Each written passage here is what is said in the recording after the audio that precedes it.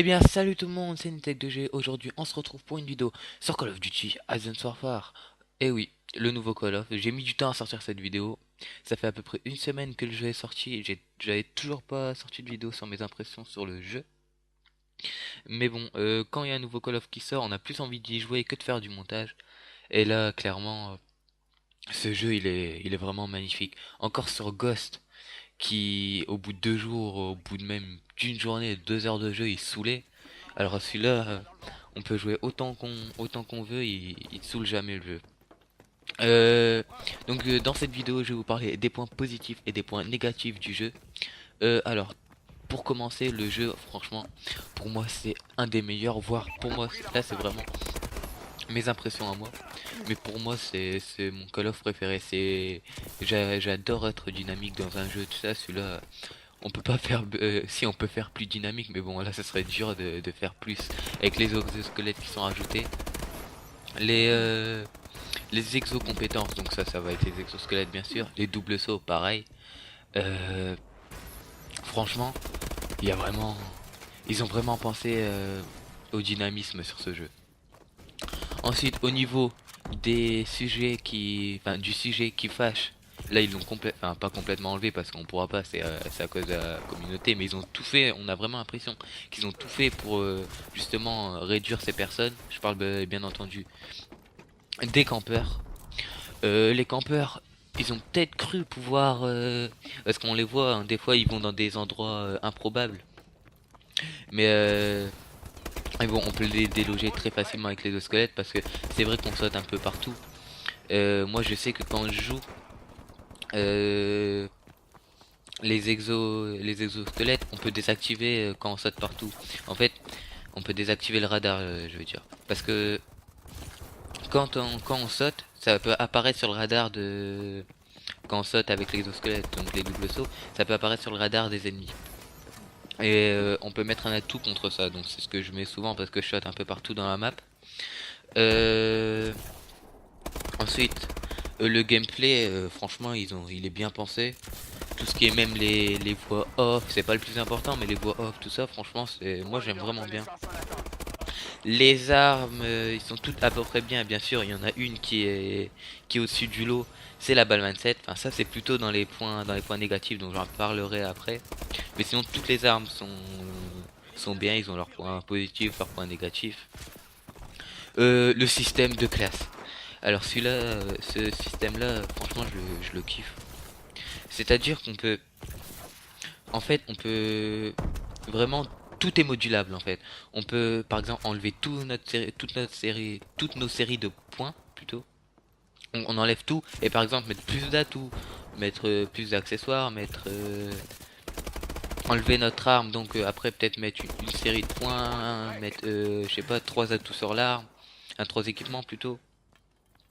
Donc voilà, ce système-là, il est bien.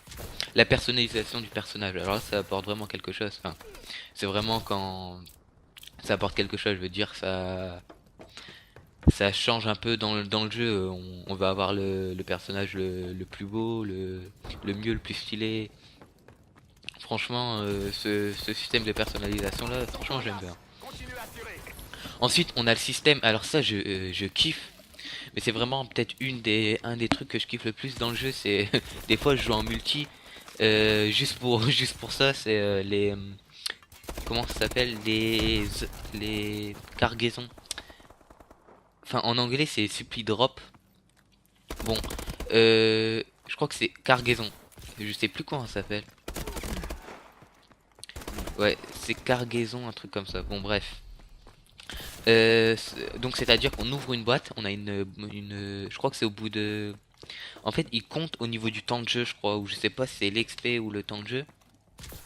Mais en tout cas, c'est au bout de 5 parties, on débloque. Ah, c'est zone de ravitaillement. On débloque une zone, un truc de ravitaillement. Et quand on est, en fait, c'est en pleine partie qu'ils te le disent. Et quand tu l'as pu, on ouvre la boîte. Quand t'es plus dans la partie, plutôt, on ouvre la boîte. Et on a par exemple une arme, des trucs pour la personnalisation, tout ce qui est veste, les, euh, les exosquelettes, tout ça, bah on en a plein. Moi je sais que je mets mon personnage en assassin et c'est grâce à ça, c'est grâce au supply drop. Ensuite, on a, bah, c'est tout pour les points positifs. Donc après c'est les points positifs comme les autres Call of, hein, je vais pas m'attarder sur ça. Ensuite pour les points négatifs, en fait il y en a pas tellement, mais c'est plus au niveau de ce que je disais tout à l'heure, c'est l'arme, la balle 27 elle est surcheatée. Et je pense qu'ils vont la patcher parce qu'ils ont beaucoup de plaintes des joueurs. Mais là franchement, si moi je sais que là je vais mettre sur un gameplay ce commentaire là. Je joue à la balle 27 parce que je sais très bien qu'à la balle 27, même si moi je kiffe jouer à la SMG. Je sais très bien que quand je suis à la SMG par exemple, si je suis à la SM6 ou l'autre, je sais plus comment elle s'appelle, la KF5 je crois, un truc comme ça, ou la KF7, enfin je sais plus. Et ben quand même t'es devant, donc la SMG elle devrait gagner. Non, t'es passé une balle 27, tu perds. Donc il y en a, tout le monde joue à la balle 27 maintenant. Et après, il y a aussi le problème des connexions, mais ça, c'est tous les Call of au départ. Il y a toujours des problèmes de connexion.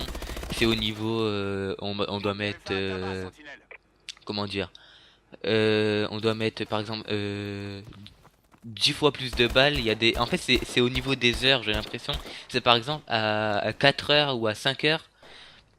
5 heures de l'après-midi, on va avoir une connexion merdique, alors que juste avant, vers 3-4 heures, on va avoir une bonne connexion, et à 20 heures, des trucs comme ça, on a une connexion super bonne.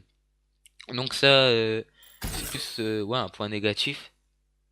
Je pense que ça va vite être patché comme les autres Call of. Après, bah après c'est tout ce que j'ai à dire.